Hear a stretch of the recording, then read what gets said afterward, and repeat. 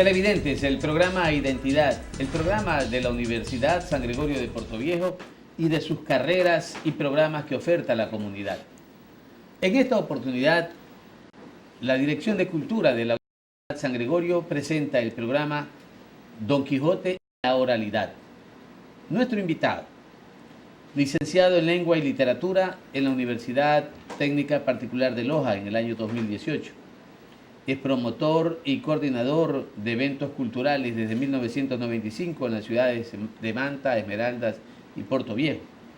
Es capacitador en gestión empresarial de la corporación Cencel. Ha sido presentador también de un programa denominado Éxito a Éxito. Es escritor de ensayos y crítica literaria. Autor del libro Canto al Árbol Solitario, Memoria de unas hojas sueltas, publicadas por la ULIAN en la Universidad de Alfaro de Manta en el año 2014. Es autor del libro Confraternidad, Compañeros de Aula en el año 2016 y también autor de ensayo de investigación lingüística La Oralidad Montubia en el Quijote en el año 2018. Ha sido miembro de jurado para temas literarios en la ciudad de Manta, jurado calificador en artes literarias y narrativas, fondos concursables a nivel nacional, Ministerio de Cultura y Patrimonio 2017. Actualmente es miembro fundador del Club de Lectura El Quijote en las ciudades de Manta y Portoviejo, coordinador del comité organizador de las jornadas cervatinas anuales para Manaví, conferencista y capacitador en liderazgo y desarrollo personal, director del Frente de Profesionales y Empresarios Comprometidos PETS del CENTI de Manta, gerente general de la distribuidora farmacéutica Dimupa S.A. Nos referimos al licenciado Vladimir Zambrano Galarza, a quien le damos la bienvenida en este programa de carácter cultural Identidad. Muchísimas gracias por aceptar, doctor Vladimir, este programa y bienvenido a esta hora de tertulia para hablar sobre precisamente Don Quijote confrontado con la oralidad. Sí, gracias, doctor. Es un gusto. Muy bien, muchísimas gracias. Esa es una segunda oportunidad. Hace un año aproximadamente también lo tuvimos aquí en este programa, en las primeras jornadas cervatinas que tuvimos aquí en la Universidad San Gregorio de Portoviejo. Quiero agradecer, a más de nuestro invitado, por darnos la oportunidad de entrevistarlo, a los canales que nos ayudan con la difusión de este programa Identidad. A Televisión Manavita, Canal 30, a Jama TV, Cantón Jama, a Hippie TV del Cantón Hippie Japa, Alfaro TV, Cantón Flavio Alfaro, Puerto López TV, Empresa Pública, Cantón Puerto López, Hechos Ecuador, Cantón Chone y en YouTube, San Gregorio TV, así como en las redes sociales de nuestra universidad. Bien, doctor Vladimir, ¿qué se siente mantener esa constancia, esa perseverancia en esta lucha por difundir el pensamiento de Quijote? Doctor, gracias por la invitación, gracias a nuestros amigos que nos ven en los programas de la Universidad San Gregorio de Portoviejo. El tema del Quijote surge como algo muy interesante. O sea, un grupo de amigos inquietos por la obra, nos reunimos hace unos años en Manta y acordamos empezarlas a leer entre nosotros y empezar un poco a reunirnos para comentarla como un grupo de amigos. En esos comentarios empezamos a ver que a la vez que es una lectura muy linda, a la vez también es una lectura que le afrontaba un reto del entendimiento de palabras arcaicas, de palabras antiguas. Y vimos que muchos de esos términos y vocablos todavía resuenan entre nosotros en el campo. Entonces esto nos animó a querer estimular un poco la lectura del Quijote y nos empezamos a insertar ya como grupo, organizarnos de mejor forma con temas de estimulación a la lectura en la comunidad. Pero este grupo de lectores del Quijote, ¿responden a su generación o a nuestras generaciones o responden también a nuevas generaciones? ¿Responden a nuevas generaciones? Sí, es sobre todo hago esta pregunta porque es importante que se pueda destacar el interés por la lectura, el interés de estas obras clásicas que posiblemente para muchos hoy, con tanto desarrollo tecnológico, la gente mira otro tipo de lecturas. Sí, lecturas más rápidas, lecturas más breves. O sea, enfrentarse al Quijote son dos tomos gruesos, dos partes. Y fue buena la experiencia, pudimos incentivar a jóvenes que estaban alrededor de los 20 años, empezando la universidad, otros de nuestro segmento después de los 40 años. Pudimos también compartirlo con profesores de la universidad. O sea, fue intergeneracional. Y esa es una de las cosas bonitas de la literatura clásica, que es atemporal. O sea, es vigente en todo tiempo. Y la riqueza ayudó mucho. Entonces, hacerlo en un formato de grupo de lectura, como una forma de clubes de lectura que son muy populares en ciudades, que se suelen hacer en bibliotecas, permitió enriquecer el diálogo. Entonces, cada quien leía en su casa una porción y nos reuníamos cada cierto tiempo, previamente acordado, a hablar sobre el tema. Entonces, en medio de eso, hubo gente que estaba muy interesada en promoción de la lectura, profesores, personas que se vincularon de instituciones, invitándonos a que reproduzcamos este tema de facilitar el tema lector y avancemos hacia nuevas lecturas, ¿no? Otros escritores, otros temas. Pero es algo que en el fondo, doctor, nos estamos divirtiendo. En el fondo es entretenernos con la buena lectura. ¿No se siente egoísta uno cuando habla de clubes de lectura,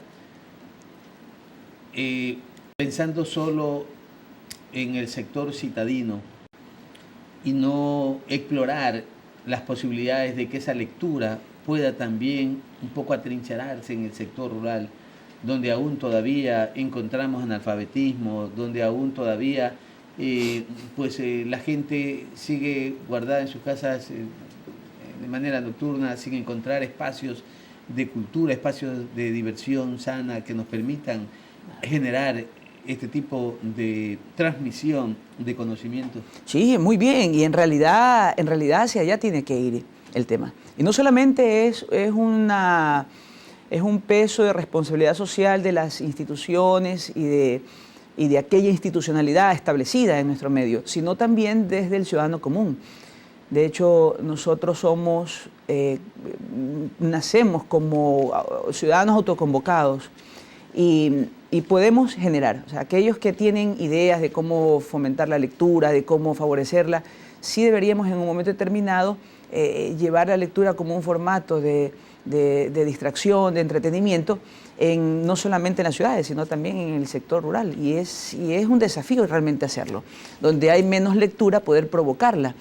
Ahora se habla desde la institucionalidad, un plan nacional del libro y la lectura, y precisamente uno de nuestros amigos, lectores, un joven, fue convocado, un joven que sin mayor experiencia en trayectoria, no un lector individual dentro del grupo, fue llamado precisamente por este grupo, lo entrenaron en Quito y él ahorita tiene como misión ir a estos segmentos que usted está señalando, a los sectores rurales, a fomentar la lectura. Entonces se ve cómo se entretejen cosas y se generan, ideas. Realmente quienes estamos un poco buidos, incorporados en el tema de la educación, vemos con profunda tristeza y veces que estos espacios culturales como el que usted está recién comenzando a ampliar, a diseñar aquí en este país, sin embargo, como en el sector rural no hay... Hay un déficit severo. Muy fuerte. Entonces, por eso es que yo le mencionaba que sonaba un poco como excluyente, porque los clubes de lectura, muy bien, claro, en el centro, en las ciudades, o sea, en lo típico citadino, pero sin embargo, el sector rural no goza de ese tipo de oportunidades. Y mucho más que cuando nosotros hablamos de Don Quijote y la oralidad montuvia. Entonces, fíjese usted, si de la oralidad montuvia lo venimos a hablar en los lugares citadinos, ¿cómo es que excluimos al sector montuvio para encontrar precisamente esa semejanza de Don Quijote y la oralidad montuvia? Ahí está un buen punto de encuentro, claro. Ahí hay un buen punto de encuentro a lo que usted está expresando y precisamente surgió de esta forma el tema de hallarnos en la oralidad montuvia en el Quijote, porque ¿cómo podemos entender? Y lo comentábamos alguna vez con un amigo profesor, porque este es un tema muy curioso, ¿no? O sea, en el campo, en el habla popular montuvia, la gente pronuncia muchas palabras que están escritas en el Quijote. Entonces la primera pregunta es, ¿pero cómo así? Pues en el campo no se lee mucho. Y sin embargo existe. ¿Y la población analfabeta en qué momento se encontró? Entonces, sobre eso vamos a conversar. Ya, perfecto. Entonces, para también darle diríamos, un poco de sinergia a este diálogo, lo invito a ver un audiovisual que precisamente tiene que ver con el asunto de la semblanza de la tradición oral. ¿Sí? Así que veamos este audiovisual para podernos ir induciendo en esta temática del día de hoy. La Navidad Montuvia Maravita toma su expresión típica y única en la celebración de los chihualos. Yo no canto lindo, pero Lori. La tradición oral es parte de aquellas expresiones culturales que se transmiten de generación en generación para difundir conocimientos y experiencias vividas. El bajita verde lo vi de nacer, temblando de frío al amanecer. Niño, tus pastores no quieren cantar, porque de pobreza se viste su altar.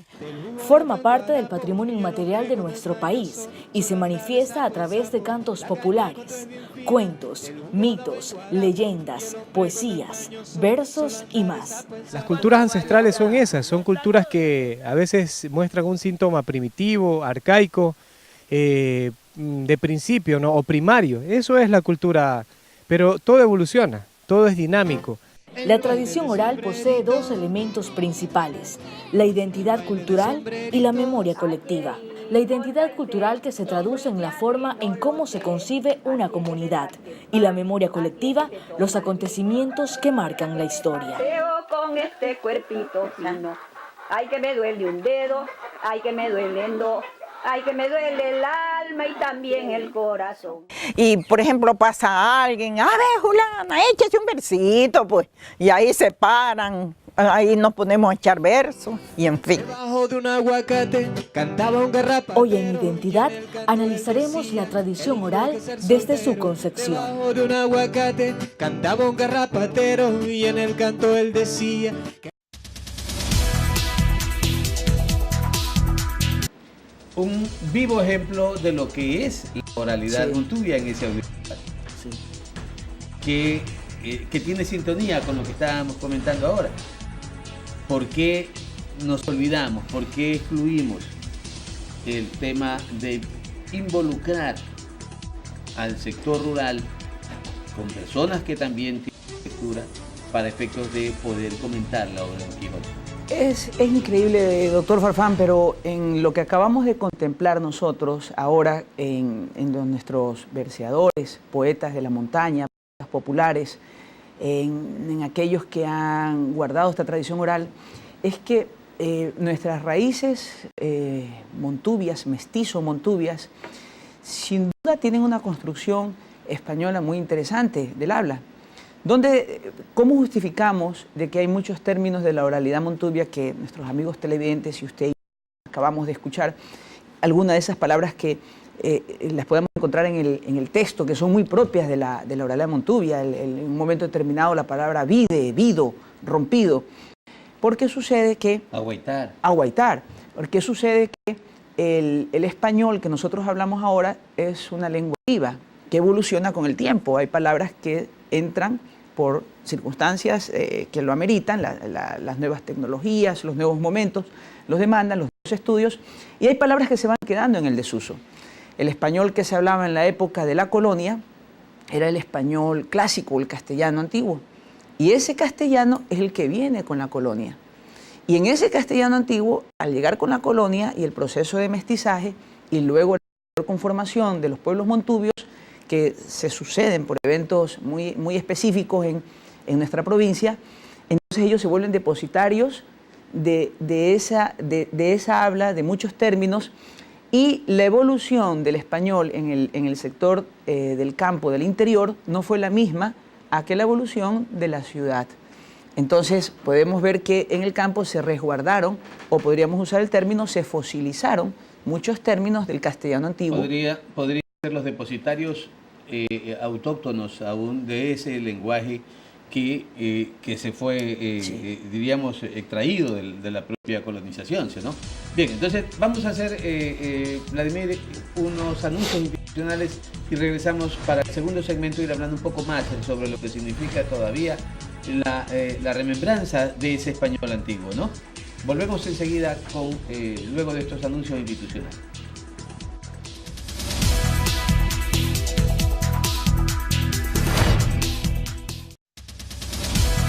Inicio de espacio publicitario.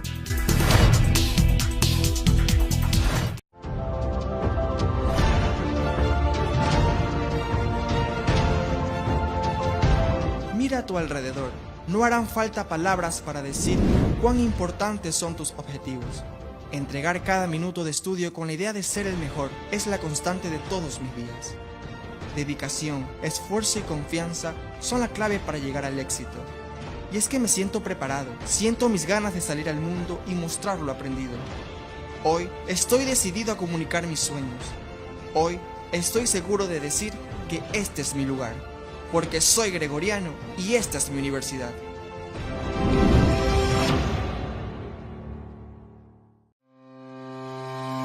¡Qué buena noticia! La Universidad San Gregorio, pensando en la prevención de la salud de la comunidad universitaria, ha instalado un laboratorio clínico, en donde los trabajadores, docentes y personal administrativo se realizarán exámenes médicos ocupacionales y de control periódico. ¿Te parece genial?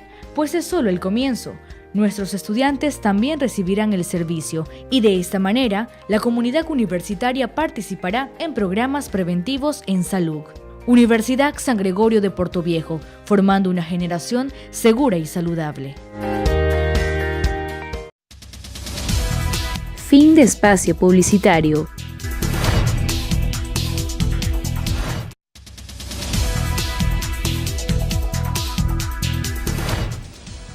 Volvemos al segundo segmento del programa Identidad con el tema Don Quijote, la oralidad montuvia.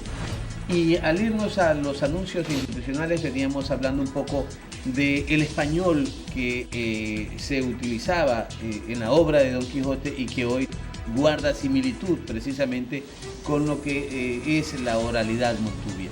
Entonces, usted señalaba que en el sector rural prácticamente hay como una especie de refugio donde aún se guardan ese tipo de español que utilizaban en la obra de Don Quijote y que los españoles lo trajeron con la colonización. Sí, claro. ¿Qué se puede entonces lograr por parte de quienes, como ustedes, ese club, que buscan mantener latente la lectura del español que se utiliza en la obra de Don Quijote, para que esto tenga realmente una permanencia en el tiempo y no se vaya desarraizando, como ha ocurrido ya con los sectores citadinos, que también pudimos haber mantenido ese mismo lenguaje, pero que sin embargo hoy otras lenguas son las que nos hacen incluso tener hasta como nombres o como nombres comerciales y tantas cosas que no son propios ni siquiera de nuestra identidad. Sí. Ubicándonos un poco en el contexto, cuando se publica la primera parte del Quijote fue en 1605, Miguel de Cervantes hace su publicación luego de haberlo escrito algunos años atrás, 1605. 70 años antes se había fundado la Villa Nueva de San Gregorio de Portoviejo, el capitán Pacheco, en 1535, el 12 de marzo, crea este segmento castellano aquí en la ciudad.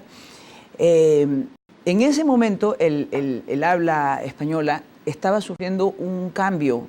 Recién había sucedido algunos años atrás por Antonio Nebrija el tema de visibilizar un diccionario de una gramática española que era la lengua o la forma de un español normado que trataba de llegar a la conquista por los reyes españoles. O sea, había un tema de una realidad socioeconómica en la conquista de tener una lengua uniforme. Entonces, en ese momento es un punto de inflexión. Ese es tal vez el origen de este grupo de intelectuales que comenzaron a construir lo que se llama la Real Academia de Lengua. Bueno, es posterior. La Real Academia Española, claro, toma raíces ahí y luego ya se institucionaliza unos 2 siglos después. Ya como tal. Pero lo interesante del caso es que en ese momento el español está evolucionando a unos dialectos que se hablaba en la península ibérica de varios lugares a una forma española. Ya era un imperio grande, necesitaba una lengua más normada y da a luz al español moderno. Entonces la obra del Quijote toma severa importancia porque se vuelve como la obra madre de la lengua española como tal, del español moderno. O sea, del español actual que nosotros hablamos, esta obra marca un hito. Siendo así, este español en ese momento de transición tenía palabras propias como, por ejemplo, doctor, la palabra llantar. Cuando estábamos leyendo la obra, dice Don Quijote, solía llantar. Un joven de aquí de Puerto Viejo, al leer esto, se impresiona. Hicimos una reunión de club de lectura aquí en Puerto Viejo y el joven dice, recién veo ese término que usaba mi abuela en el campo, llantar. Y claro, uno lo está leyendo, pero ahí no le dice el significado, hay que irse al diccionario. Entonces, él dice el diccionario, llantar es la comida del mediodía, pero es palabra en desuso. O sea, palabra en desuso, pero que la abuela de nuestro compañero, de nuestro amigo lector, él la practicaba y la decía. Entonces, ¿qué sucede? Llega a la colonia, ¿sí? Empieza el proceso de colonizaje, esa era la lengua que se hablaba en el momento. Coincide también con un evento importante, el Siglo de Oro español, o sea, los momentos de las letras más altas de la época española. Está Cervantes, está Lope de Vega, está Hugo Quevedo, está Góngora. Entonces, estos escriben mucho y usan el idioma que era vigente en aquella época, que era la lengua culta. Y esa lengua culta también estaba dentro de la lengua común, o del vulgo de la gente. Estaba mezclada. Estaba mezclada, llega acá en el medio y los soldados, la colonia, lo hablaba. Entonces, aquí en Manabí, que celebramos la Fundación Española por esa época, hay una conformación importante española, que luego con los procesos del mestizaje, esta se vuelve predominante. Entonces, en el campo, en el interior, el mestizo, el montubio, sufre cierto aislamiento por sus necesidades de subsistencia. No dejemos de pensar, doctor, que para los años de 1950, recién la vialidad hace que nuestra provincia de Manabí sea menos aislada. Antes de irse a Guayaquil tomaba días, en invierno nadie podía salir. Entonces las comunidades aisladas conservan su dialecto, usan las palabras. Entonces es la forma como se ha logrado entender de que muchas de esas palabras castellanas antiguas, rompido, aguaitar, el mismo término hacerla, quedaron endenantes, correcto, muy bien. Y muchos de esos términos que comúnmente no se escucha en los discursos formales están. Peje, el peje bagre, claro. Los pejecitos. Y esas palabras fueron válidas en su momento. Pero dice Susana Cordero en uno de sus libros de que el bagre o el bagrero, ¿sí? Que precisamente inicialmente suele de pez, nace de la costa, pero la costa peruana, ¿no? Pero que luego viene y también es retomado acá en el Ecuador. E incluso ahí hay un aislamiento, ¿no? No hay una equidad de género, porque se dice del bagrero, de aquel hombre que tiene una mujer fea, pero no hay de las bagreras, que esa mujer bella que tiene un hombre feo. Entonces, a propósito de Susana Cordero, retoma ella muchos de este lenguaje en desuso y los incorpora en la penúltima edición de la Real Academia de Lengua, y todos estos términos hoy deberían ser utilizados con la mayor normalidad. Entonces sentimos vergüenza nosotros cuando decimos estoy aguaitando. Sí. Aguaitando lo admite la Real Academia de Lengua y tiene una definición como el estar observando. Sí. ¿Sí? Entonces, lamentablemente, tenemos una educación que no admite lo retro. Sí. Es decir, que estas palabras en desuso pueden utilizarse y más bien causan bochorno si alguien las hace. Y esa ha sido la dificultad con la cultura letrada. Y no yéndose muy lejos, doctor. Nosotros en mismo Manabí, el sector urbano, cuando escucha al montubio hablar, se sonríe. Claro, está pensando que es una forma atrasada, inculta, o que el montubio quebró la palabra. Y siendo honestos, el tema es que es diferente. Y no es que está mal. Lo que pasa es que el montubio lo heredó. No obstante, no hay que dejar de reconocer que también, si bien ciertas palabras son las que son arcaísmos, ¿no? Que lo sigue usando por las razones que hemos explicado, también en el camino se fueron construyendo por barbarismos, o que se podían denominar vulgarismos también. O sea, por ejemplo, decir afuerisísima, eso es muy propio nuestro, ¿no? Aquello no es correcto, ni tampoco lo fue. Claro. Entonces, esas cosas son de nuestros propios jardín que van saliendo. Claro, pero resaltamos ese idioma en desuso que no fue nuestro, que nos los importaron con la conquista.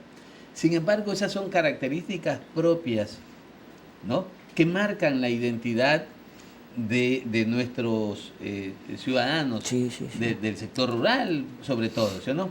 Pero ¿y por qué no preservamos en los clubes de lectura también esta originalidad de esta, digamos, utilización del idioma español? ¿Por qué nos avergonzamos? Claro. ¿Por qué nos ridiculizamos? Sí, y el caso es, doctor, que lo que pasa es que de alguna forma somos sujetos con poca conciencia histórica en nuestra conformación. A la luz de estas cosas, ¿no? y el acceso al estudio permite ver que hay, en momentos determinados, hay como un déficit, hay un cierto vacío en la historia local. Cuando yo estudio, que soy de Manta, cuando yo estudio en la escuela y el colegio, no recuerdo haber estudiado la conformación de la historia manabita. Parece que el pensum, si el currículo viene orientado desde el gobierno central y uno estudia la historia desde la construcción del Ecuador. Es que no ha habido autonomía en materia educativa. Las políticas públicas de educación vienen precisamente desde Quito, del centralismo, donde está el poder público, donde está el poder de la administración. Sí, esos son uno de los problemas del Entonces, por lo centralismo. tanto, nosotros no preservamos nuestras raíces. Sin embargo, ellos sí. Entonces, en esas condiciones, creo que una labor, una deuda existe en nuestra provincia y que tienen que responder quienes hacen la labor cultural. Yo conversaba, por ejemplo, con un profesor de literatura de colegio en Manta y le preguntaba en qué momento del currículum, por ejemplo, se estudian los autores locales, los escritores locales. Y el profesor formal me decía, es que no lo hay. Del autor local, ¿no? La literatura está en el pensum. Pero ¿en qué momento se estudia los autores locales? No hay el espacio. ¿En qué momento se estudia la historia local? O sea, uno tiene las ideas generales de las cantonizaciones de nuestras ciudades por los eventos cívicos. Entonces, sí se necesita en algún momento repensar un poco, y no solamente por Manabí, sino por cada en el país, cómo estudia a su sujeto local para entender estas evoluciones. Pero mantengamos un poco nosotros en ese esfuerzo cultural que ustedes hacen, en tratar de no pensar a nivel del país, no porque no queremos, sino que demos el primer paso con nuestra propia provincia. Sí. ¿Por qué no difundimos a nuestros autores literarios manabitas? Sí, sí. Y eso es lo que hay que hacer efectivamente. En los ciudadanos... Claro. Tal vez el más sonado, Horacio Hidrobo Velázquez, el mismo Horacio Hidrobo Peña Herrera, que tal vez es muy contemporáneo, pero... Entienden, claro. Pero hay que leer La mula ciega. ¿Por qué no leer La mula ciega? ¿Sí? O sea, no estoy cuestionando seguir con Don Quijote. Hay que seguirlo, es un clásico que no se lo puede perder. Pero La mula ciega, ¿por qué no? ¿Conocerán nuestros jóvenes quién es el autor y qué significa La mula ciega? Y de Horacio Hidrobo, Un hombre y un río, sale el insumo para el análisis también de este tema del Quijote, porque ahí está el registro en Un hombre y un río del habla del Montubio, que es el que permite validar formalmente el trabajo, es decir, en qué momento se usan estas palabras y poderles hacerles el símil de la construcción. Perfecto. Vladimir Zambrano es nuestro invitado en este programa de Identidad cuando estamos hablando de Don Quijote y la oralidad montubia. Tenemos que hacer unos anuncios institucionales. Regresamos de manera inmediata para el tercer segmento.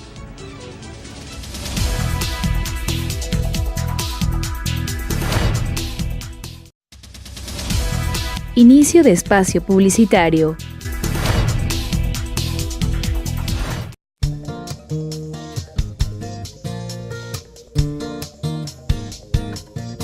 Bueno, el objetivo del consultorio jurídico fue creado desde el año 2001, desde que se creó la universidad con la ley 2033 del 2000. Prestamos este servicio gratuito a la colectividad a través de los estudiantes de la carrera de Derecho que están para obtener su título de de abogados de los juzgados de la República del Ecuador. A través de ellos prestamos este servicio a las personas de escasos recursos económicos que no tienen cómo contratar un abogado para que le hagan su defensa. La Universidad San Gregorio de Puerto Viejo invita a las personas de escasos recursos económicos que no tengan cómo contratar un abogado para prestarle los servicios en todas las materias que es necesario. Consultorio Jurídico Gratuito, un servicio de la Universidad San Gregorio de Puerto Viejo para la comunidad.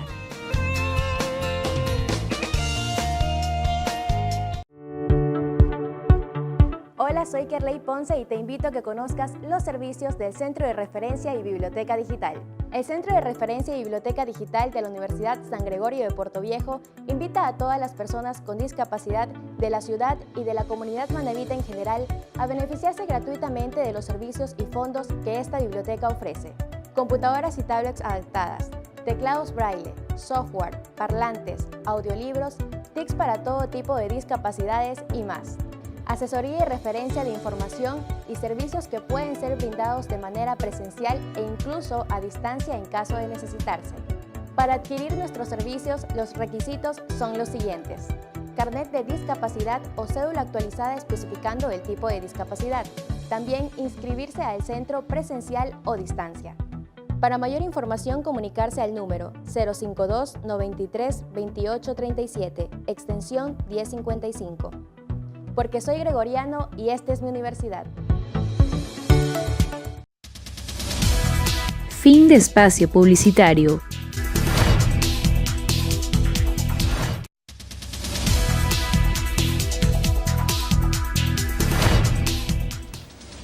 Volvemos al tercer segmento de nuestro programa Identidad. Nuestro invitado, el licenciado Vladimir Zambrano Galarza, que nos acompaña para hablar sobre Don Quijote y la oralidad montuvia. Y estamos en el primer y segundo segmento, Vladimir, comentando respecto aún de la autenticidad de un dialecto que es un lenguaje que se lo ha venido utilizando y se lo preserva en el sector rural. Y cuando hablamos de Don Quijote, pues buscamos realmente rápido la identidad española y decimos, ¿habrá o se nos entra a nosotros también un poco como de inquietud? ¿Habrá en España, en alguna región, alguna localidad, que así como nosotros sostenemos que lo tenemos en Manabí, en un sector rural, que en España también pueda existir aquello de mantener esa originalidad, ese lenguaje? Bueno, hay la costa nuestra, la costa ecuatoriana, el litoral, fue mayormente colonizado en su momento por la población andaluza. De hecho, desde Sevilla se generaban muchas salidas, generaban los barcos, los marineros, las embarcaciones venían acá, y algunos lingüistas y estudiosos dicen que en sectores como Venezuela, las costas de Venezuela, de Ecuador, cierta parte de Colombia y Perú, se asentaron muchas poblaciones andaluzas. Y el andaluz tiene formas habladas como nuestros montubios manabitas, como tal, y de la costa del litoral ecuatoriana, la aspiración de la D intervocálica, en vez de decir mojado, mojao, ¿sí? Eso está en vez de decir cansado, cansao. Entonces son formas, la rotación, el rotacismo de la R por la L, el sol, entonces sol, alquilar, alquilar. Entonces esas son formas ya de pronunciación que se heredaron en la localidad y que efectivamente esa forma del habla está, de alguna manera se queda, porque el lenguaje es un tema aprendido intergeneracional.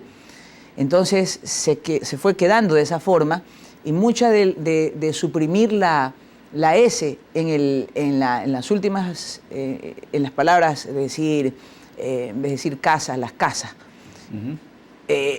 tiene origen en el habla andaluza. Entonces hay un fenómeno, Andalucía es un sector de muchas hablas donde las partes de los árabes, los arabismos, por su costa mediterránea fue una afluencia grandísima. Gran afluencia. Gran afluencia y una construcción histórica inmensa. Entonces mucho de eso se queda aquí. Entonces hay un tema. ¿Cuál es la parte interesante de esto, rector?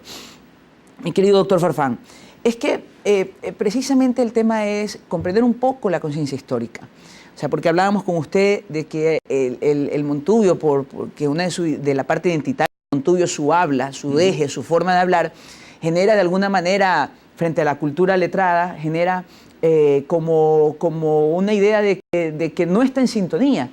Y lo que hay que comprender es que en el fondo es heredero depositario de una riqueza lingüística. Y hacia allá van una serie de reconocimientos de términos, como lo que decíamos hace un momento, ¿no? Las palabras como arrempujado, arrempujar, como el término que aguaitar, tantear, el vide, que es muy común, yo lo vide. Entonces uno está pensando que cuando dice yo lo vide, la persona está mal. Ojalá haiga. Ojalá haiga, ¿sí? Uno dice, no digas haiga, es haya. Y no está mal la corrección. No está mal que la persona que dice haiga pronuncie haya, pero no hay que entender que quien pronuncia haiga lo dice... Esté erróneamente utilizando eso. Lo dice porque es una persona que está mal. Lo que es distinto, pero es heredero de esa lengua, porque el haiga fue parte de la norma culta en su momento. Y de esto se trata el tema. ¿Cómo lo validamos que ciertas palabras hayan estado o no en la norma culta? Porque los registros de los autores de en esa época que los usaron. Entonces, si sustraemos esos términos de ciertos libros, no solo el Quijote, sino otros más, de la época del siglo español, encuentras que usaron el término haiga y se repite acá, y libros que le registran el habla de esa manera, cancioneros, los temas relacionados con versos, con amorfinos, con coplas. Entonces ahí entendemos que cómo viajaron en el tiempo y se quedaron en este sector y construyeron una identidad. Identidad, doctor Farfán, que la sociedad tiende a reconocerla.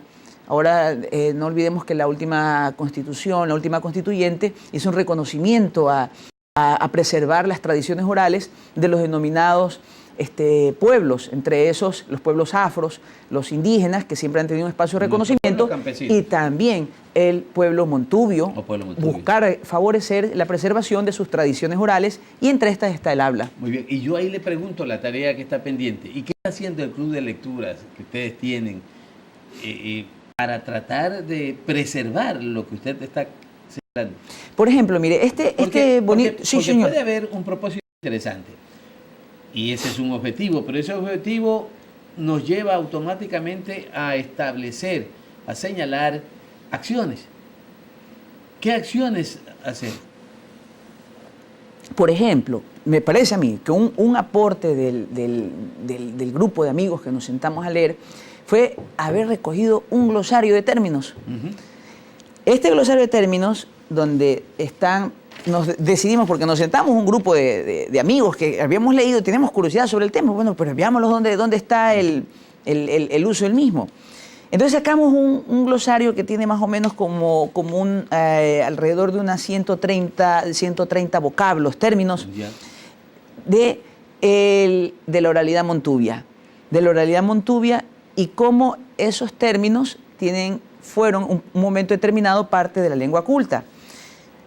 Acetar. Horacio Hidrobo, en su libro de Un hombre y un río, él hace un diálogo de Celestino y dice, yo no hubiera querido acetar esto, pero a veces uno no puede negarse.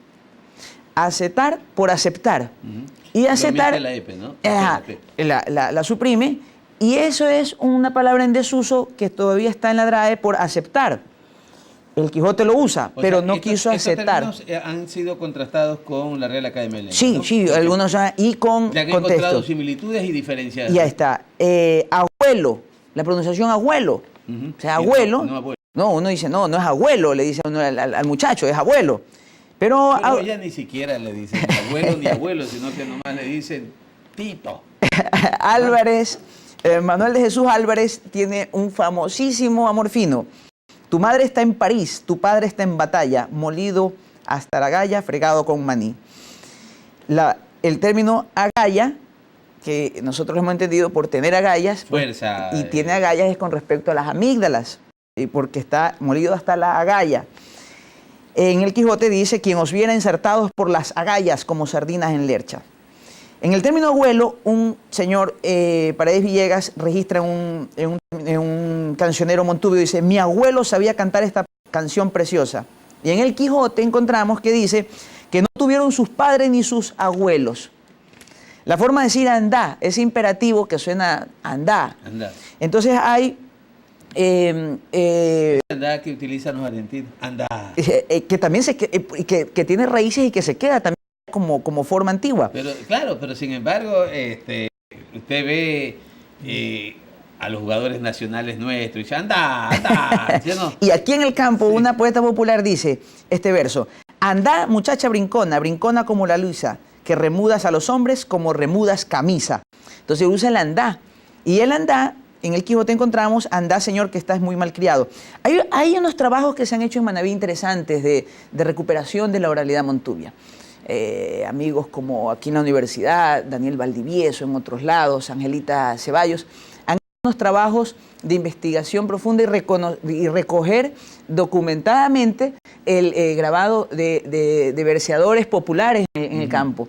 Y muchos de esos trabajitos tuvimos acceso y empezamos a leer las líneas para encontrar en qué momento estos términos se encontraban. Anque, apear, están ahí presentes. Por ejemplo, en este trabajo que hicieron de oralidad, de rescate de las tradiciones y orales montubias de Manabí, dice una señora: yo también me sé apiar las loritas del cogollo.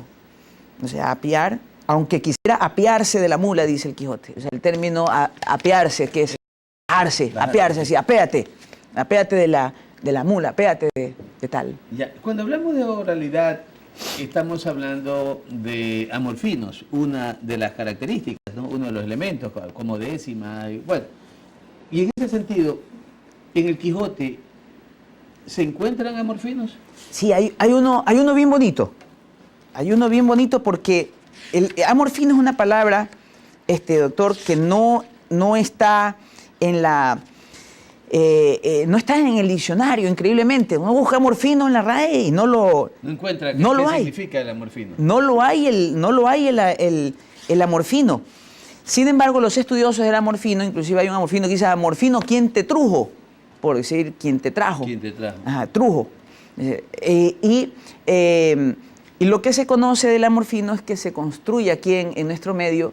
Hay en la poesía trovadora española había lo que era el fine amor, por un sector de Provenza, a fine amor, que eran versos de los caballeros, fine amor, y de ahí se cree que viene el tema de amorfino. Pero, por ejemplo, un amigo folclorista, Wilman Ordóñez, ha estudiado mucho estos temas Él es guayaquileño, ¿no? Él es guayaquileño y se ha metido en el campo a ver estos temas de la oralidad. Ecuatoriana, y él trabaja mucho el tema de la oralidad. Entonces yo le hacía leer amorfino,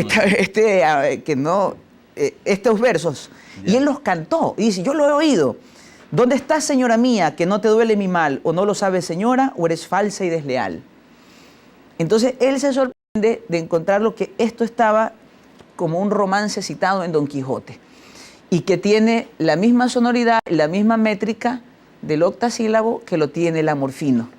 Ya, ahora, cuando estamos nosotros hablando de que no encontramos una definición sobre amorfino, sin embargo nosotros estamos relacionando, y precisamente la temática de este programa, Don Quijote y la oralidad montubia. Ustedes, los historiadores, ¿cómo nos pueden dar una respuesta a que quién construyó entonces la oralidad en el sector rural? ¿Cómo se construyó, por ejemplo, empreñar? ¿Cómo llegó de Nantes? ¿Cómo se queda desastrado, por decir, andrajoso? O sea, términos como enñifa, entrar dentro. Uno dice: no digas entrar dentro, salir fuera. Pero ese entrar dentro está en el Quijote. O sea, dice: y no quiso entrar dentro, aunque llegó a la hora que lo pudiera y debiera hacer. Quijote, capítulo 26, parte 1. Escarmenarse, oscuridad por oscuridad. La oralidad es muy bonito esto, doctor, porque el momento que una comunidad recibe un habla en su momento, y esa comunidad por razones socioeconómicas está aislada porque tiene menos vialidad. Manabí es una provincia mayormente árida, con pocos nichos de manantiales en ciertos lugares. Las primeras poblaciones se asientan alrededor de esos nichos y van construyendo sus comunidades. El agua es vital. Y logran desenvolverse, pero quedan aislados de las ciudades que van en franco desarrollo.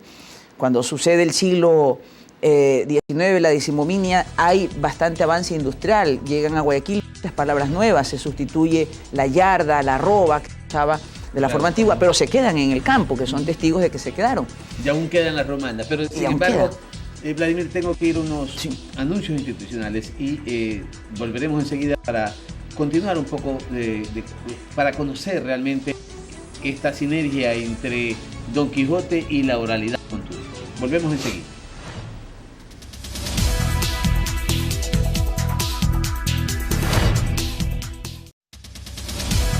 Inicio de espacio publicitario. El Departamento de Bienestar Universitario de la Universidad San Gregorio de Puerto Viejo te ofrece los servicios de orientación y acompañamiento, trabajo social, secretaría, servicio médico, odontológico, psicológico y de enfermería. Departamento de Bienestar Universitario, Universidad San Gregorio de Puerto Viejo.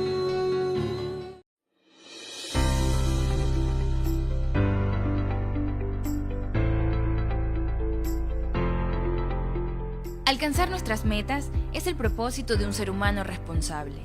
No importa si es de día o de noche. El logro es la satisfacción más grande después de haber entregado tanto en muchos días de estudios. Mi salón de clases, mis profesores, mi universidad. Es legado de una familia que te guía en valores y responsabilidad. Yo estudio contabilidad y auditoría, porque soy gregoriano y esta es mi universidad.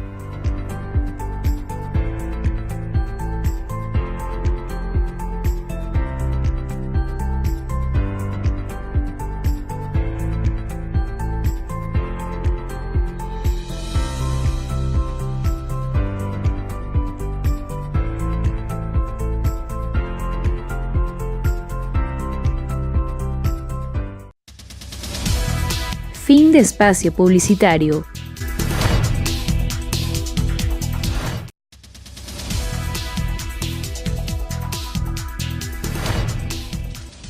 Volvemos en el cuarto y último segmento de este programa Identidad. Don Quijote y la oralidad montubia. Nuestro invitado, el licenciado Vladimir Zambrano.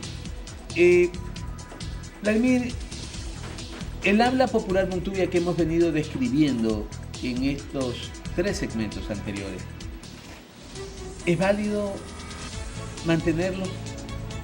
¿Debe de persistir?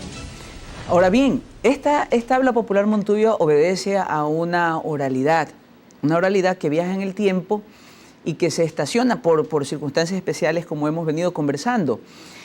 ¿Qué sucede con una comunidad que mayormente está iletrada? Tratemos de pensar un poco que hay un grupo humano en el interior de unas montañas, el interior de una campiña, subsistiendo. Necesita las palabras como que son funcionales para su entendimiento, para comerciar entre ellos, para entenderse.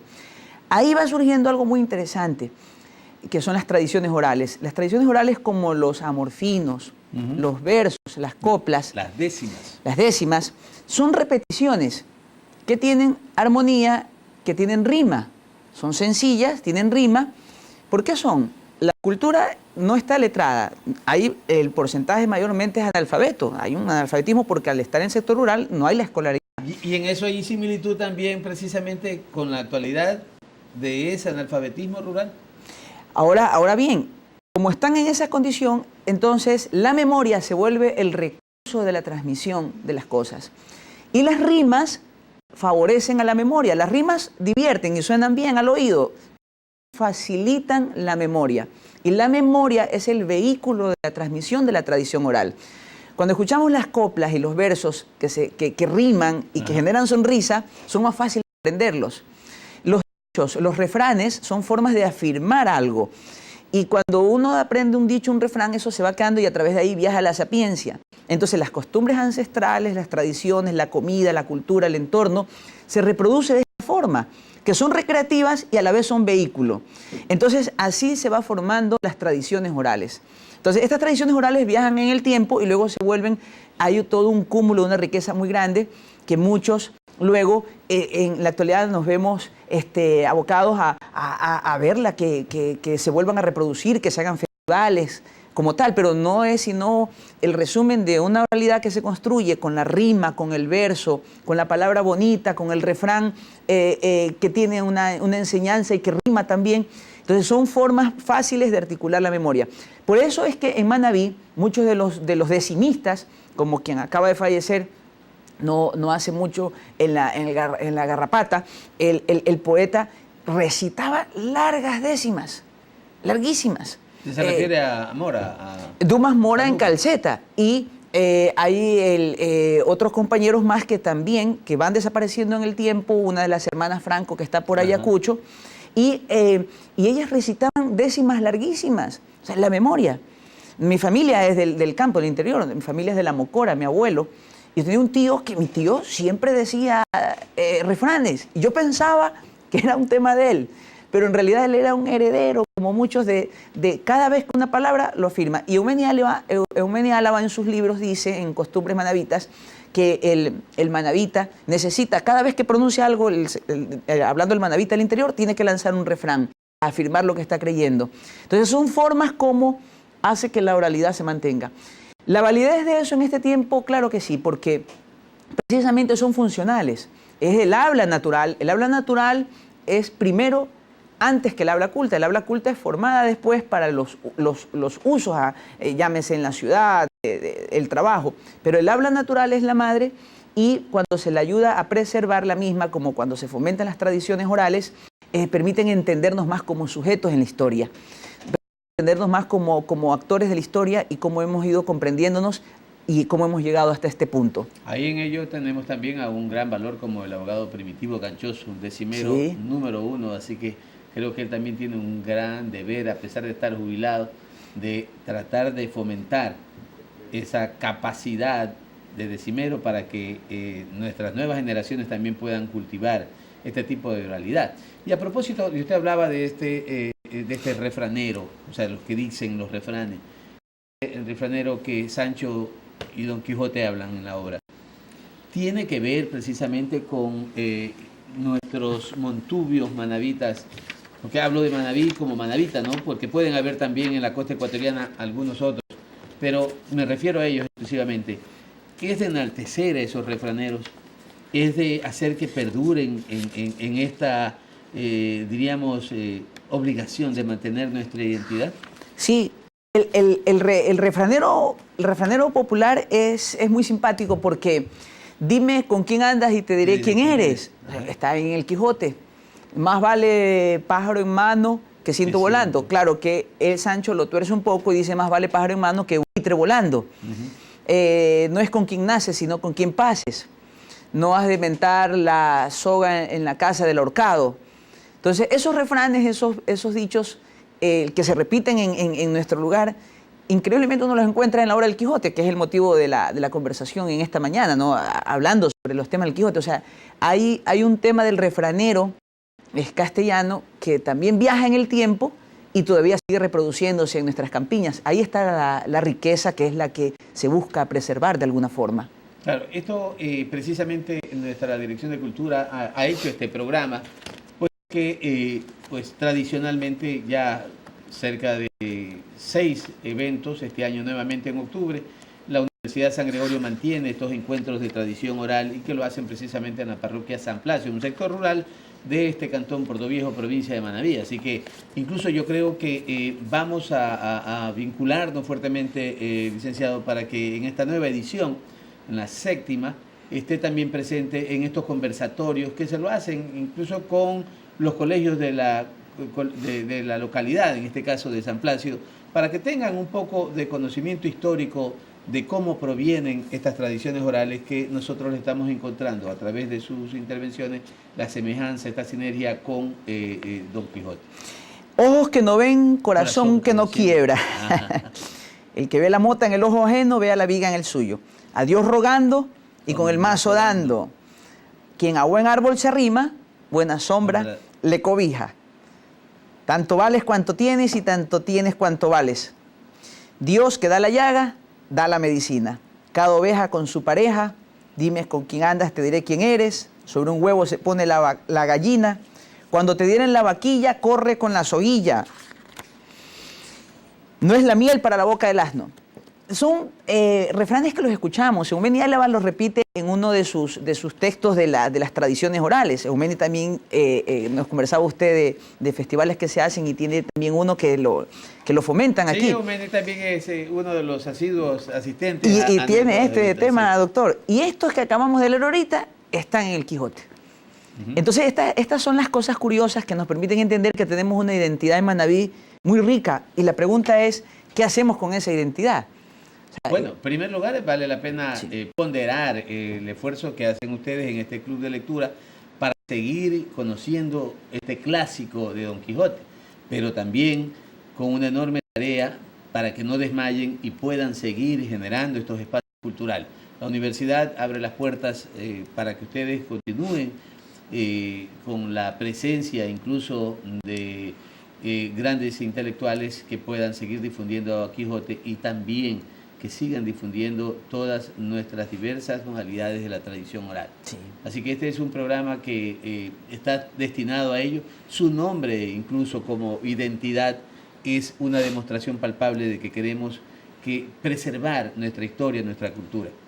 Ahora bien, queda también un enorme reto. La oralidad montubia es construida, el habla popular montubio se construye por fruto de una memoria, una tradición oral que se alberga en una comunidad poco letrada, que se alberga en una sociedad que se desarrolla en el campo, que no tiene escuelas, y la memoria es el vehículo de la transmisión de sus ideas, sus versos, sus rimas, los refranes, y aquellos conservan la herencia que tenemos ahora.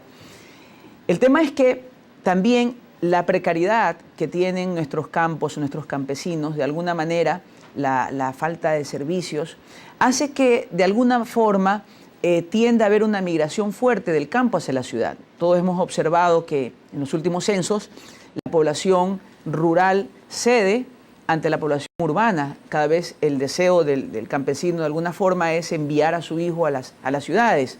No está mal en principio. El tema es el reto que eso supone.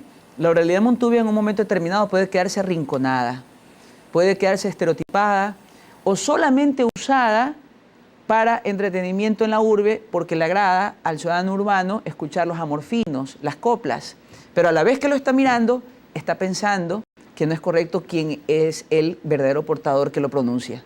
Perfecto, muy bien. Esas han sido las conclusiones a las que también arriba nuestro invitado, el licenciado Vladimir Zambrano Galarza, en este programa de Don Quijote y la oralidad montubia que ha presentado el Departamento de Cultura de nuestra Universidad de San Gregorio. Muchísimas gracias, licenciado Vladimir Zambrano, y estará formalmente invitado para el siguiente festival en octubre de la Universidad de San Gregorio. A los televidentes, muchísimas gracias por darnos la oportunidad de estar en este espacio cultural. Agradeciendo también a todos los medios, a Televisión Manabita, Canal 30, a Jama TV en el Cantón Jama, a Hippie TV en el Cantón Jipijapa, Puerto López, empresa pública en el Cantón Puerto López, Hechos Ecuador en el Cantón Chone y en YouTube San Gregorio TV. Muchísimas gracias y nos veremos la próxima semana.